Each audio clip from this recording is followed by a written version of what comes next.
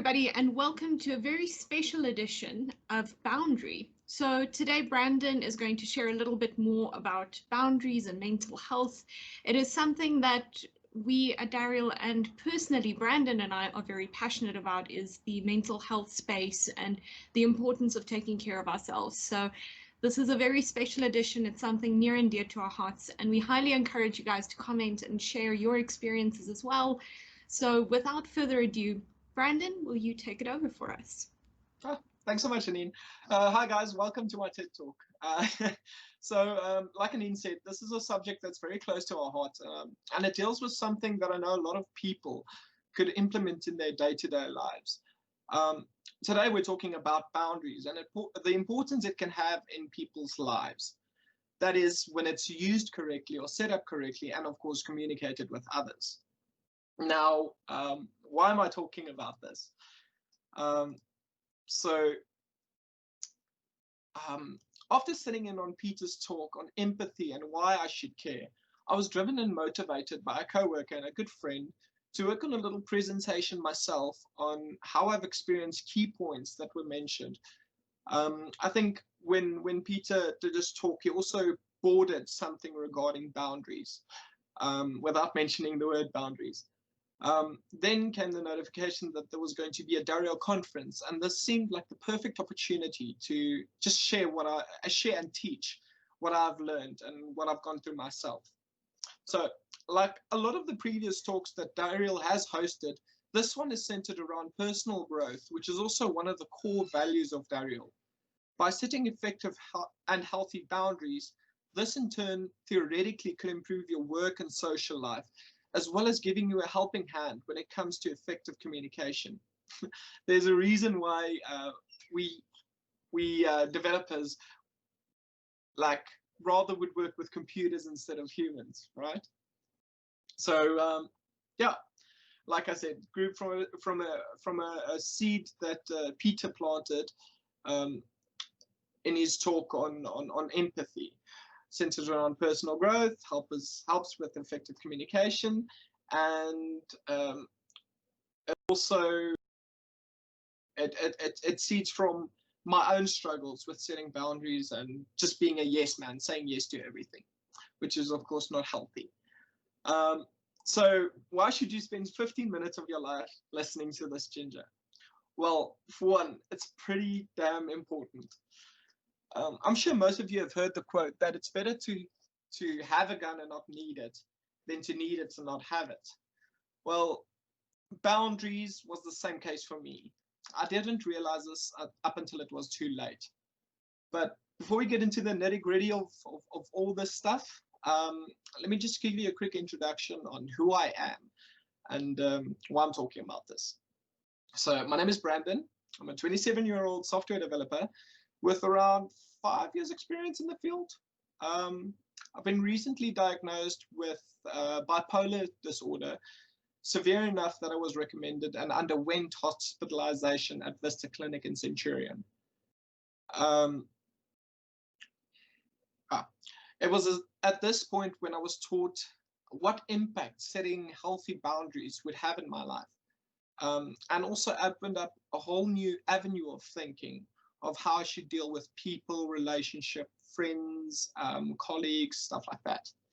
So I started working for Dariel in November 2019. So by the time you watch this, it'll be my 1 year work anniversary at Dariel.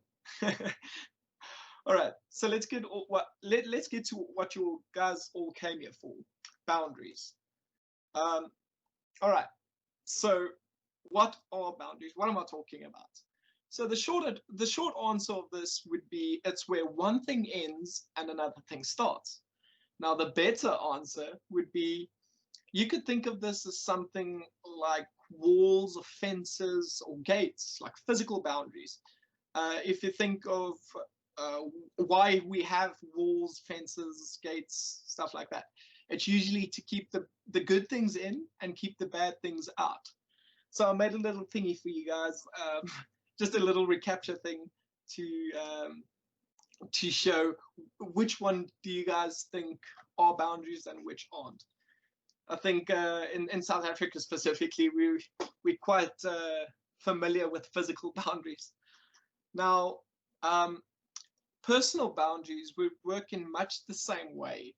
They are in essence what defines me, what is me, and what isn't me. And of course, I'm responsible for what is me, and I am not supposed to take responsibility for what isn't me. Now, personal boundaries may stem from your core values and morals. Now, why boundaries? Well, for one, they enforce what is healthy for you as opposed to what healthy for you and what isn't healthy for you. In essence, they are what is in your best interest. There are limits that you set between you and others' negative thoughts or activities. They protect you when you make other people aware of them. They protect others from your inappropriate or your boundaryless behavior. They define who you are through the choices around how close you allow others to get, either physically, sexually, intellectually, emotionally, or spiritually. Like a physical barrier, it communicates that this is me, this is my personal space, this is mine, this is my bubble. Now, it's also very, very important to note that when setting boundaries, it's not essentially or necessarily limiting another person. I mean, you have no control of others' actions. What it is, however, is limiting the amount of exposure that other people's negative actions have towards you. Don't let other people's negative actions ruin your day. Don't let it get to you. I know it's easier said than done.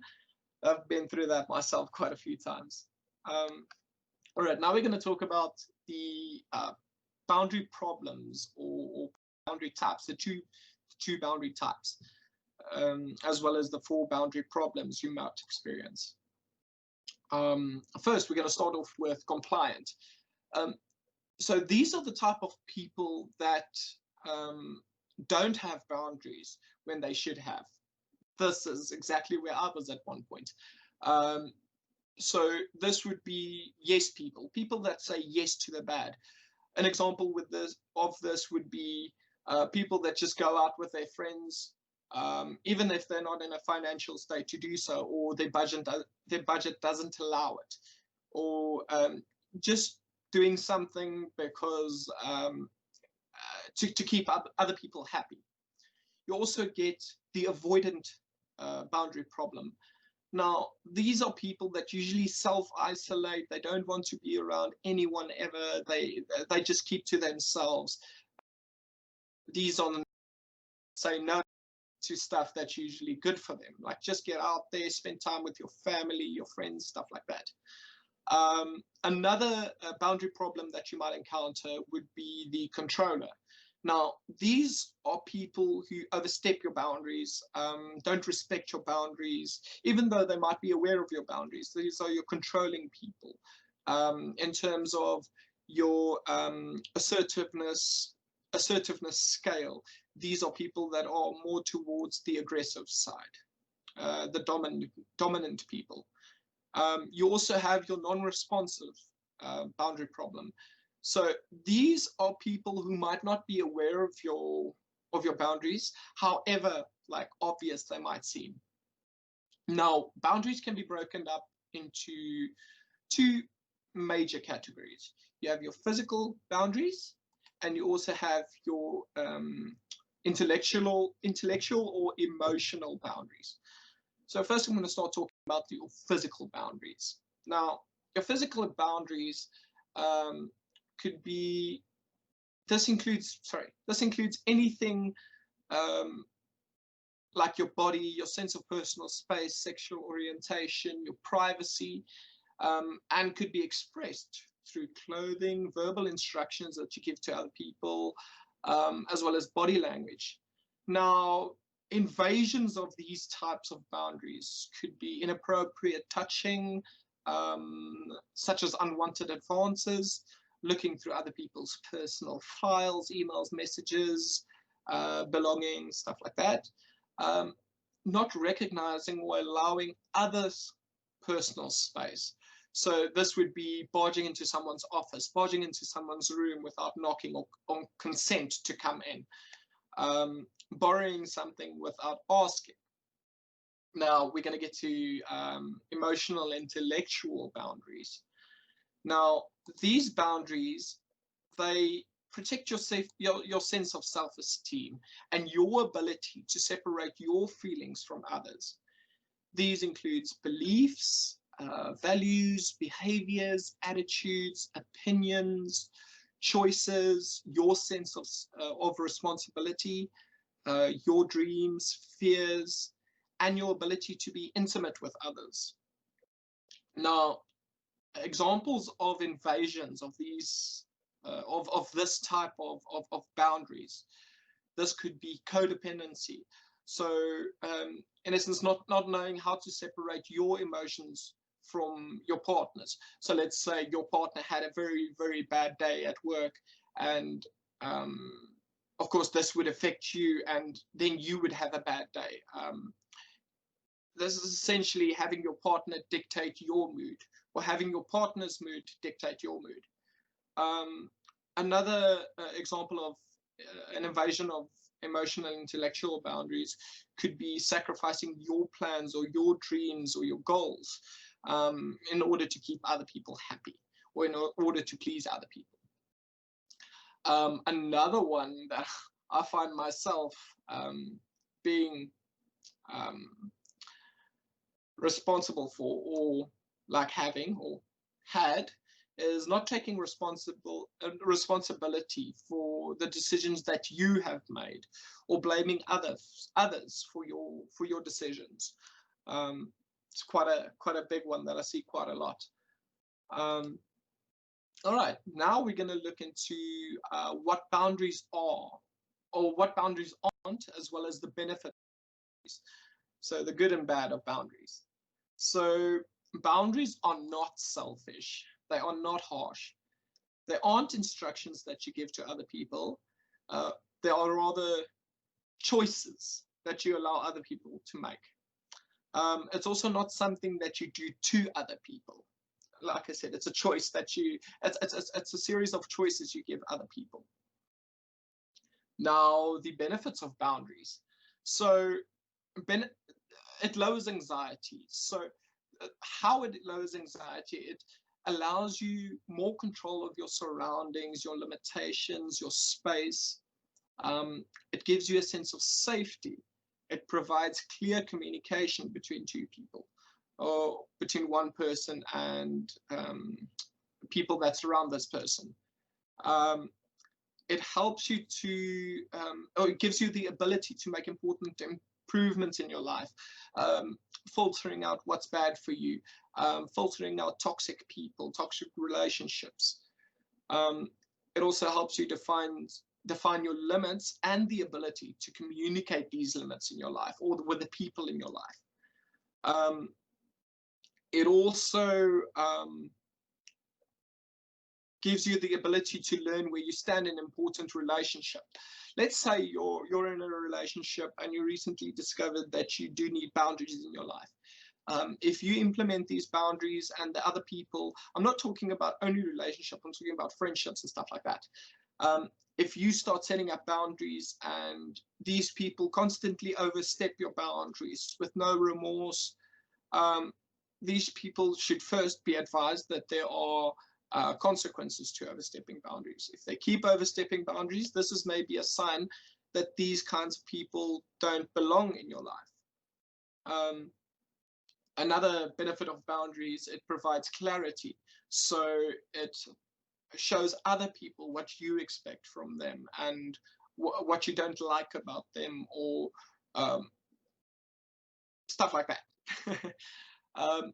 The benefit of boundaries also, it gives a sense of authentic personal power, which is also in turn helps with anxiety and helps with depression.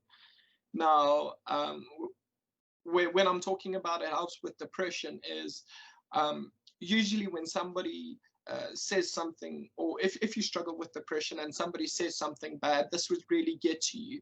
So boundaries actually helps you not experience these kinds of how can I put this?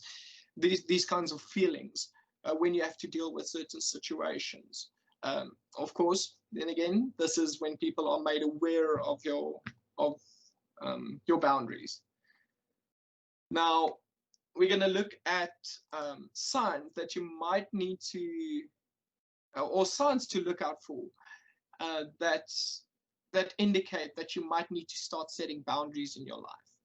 So these are anger, resentment, feeling overwhelmed or out of control of situations.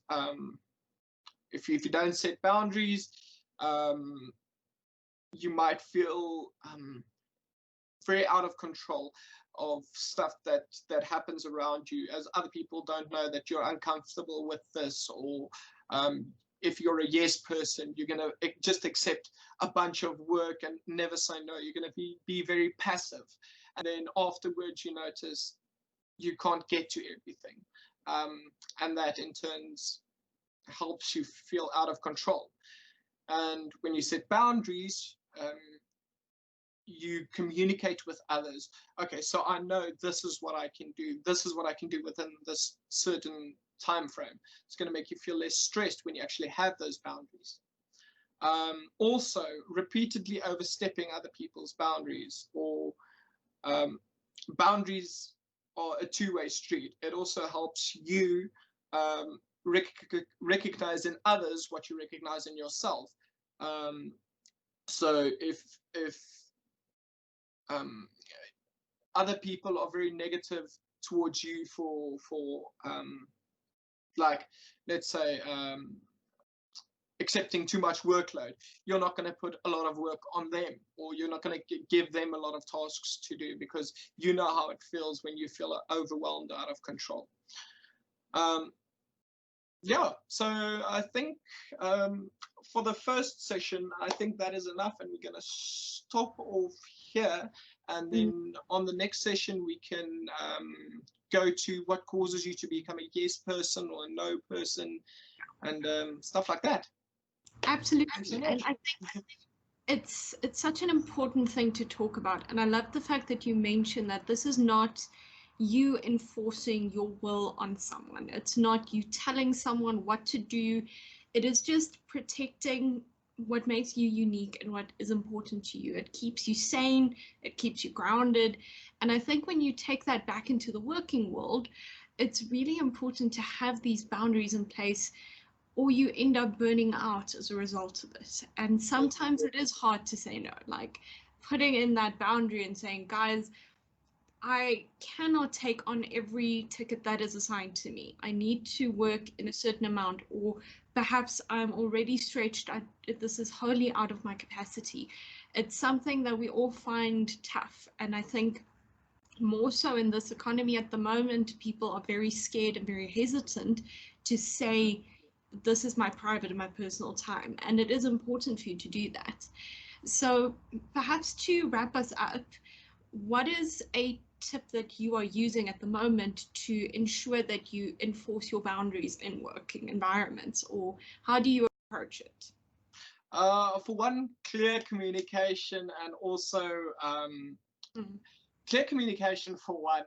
And we actually use this tool at the end of our sprints, is we have retrospectives. So in retrospectives, you can actually identify parts that you weren't too comfortable with, or what went well, what didn't go well. This is what I personally experienced as a very powerful tool of enforcing boundaries. So like if somebody didn't do their work, like reprimanding them, or just stating a note that okay, so I wasn't able to do this because I took on too much work, or I was unable to do this because this work wasn't done and this blocked me. It's just effectively communicating with other people would be a very, very good start, and being realistic of your expectations on yourself as well as on others. I feel like that's definitely a very, very good place to start. And of course, looking out for these signs like anger, resentment, feeling out of control, repeatedly overstepping boundaries. If you identify these, and then I would definitely say that it would be a good time to start looking at boundaries. If you're permanently down or permanently tired because of work or working extra hours permanently, these might be a good time to start setting boundaries on, this is what I know I can do. This is what I know I'm capable of. And I definitely say that's a very, very good place to start. Yeah, absolutely. And it's again, it's a matter of having a little bit of reflection in terms of what works and what isn't working. And it's not necessarily throwing someone else under the bus. It's about making sure that you control what is in your bubble and what you can control. But we're going to probably be expanding a little bit more about this as well. And I'm very excited for the second session. Thank you for putting this together. I'm already looking forward to the next one. So let's take a look at the next space. And for now, everyone, if you've got questions or comments, feel free to share how you've implemented boundaries in your life and share any questions that you might have. We'll see you in the next one. Bye. Thanks so much. Bye, guys.